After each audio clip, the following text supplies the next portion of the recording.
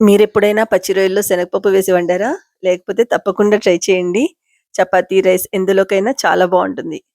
దీనికోసం ముందుగా ఒక గిన్నెలో ఆయిల్ వేసుకొని క్లీన్ చేసుకున్న పచ్చి రొయ్యలు, పసుపు, ఉప్పు వేసి అందులోని వాటర్ మొత్తం ఇంకిపోయే వరకు కుక్ చేసుకోవాలి.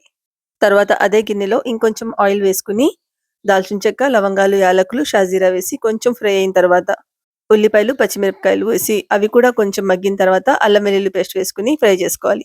ఇది పచ్చి వాసన మొత్తం పోయిన తర్వాత మనం ఆల్రెడీ కుక్ చేసుకున్న పచ్చి రొయ్యల్ని ఇందులో యాడ్ చేసుకోవాలి.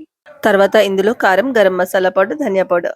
కారం కొంచెం ఎక్కువ వేసుకోండి. ఎందుకంటే తర్వాత పచ్చి శనగపప్పు కూడా యాడ్ చేస్తాం కదా! అండ్ పసుపు, ఉప్పు కూడా మనం ఆల్రెడీ వేసుకున్నాం కాబట్టి వేయట్లేదు. నెక్స్ట్ ఇందులో తగినంత వాటర్ వేసుకొని మూత పెట్టుకొని కుక్ చేసుకోవాలి. ఈ కర్రీ మొత్తం రెడీ అయిన తర్వాత చివరగా పచ్చి శనగపప్పు అండి ఇలా సాఫ్ట్‌గా కుక్ చేసుకున్నాను. దీన్ని ఇందులో యాడ్ చేసుకోవాలి.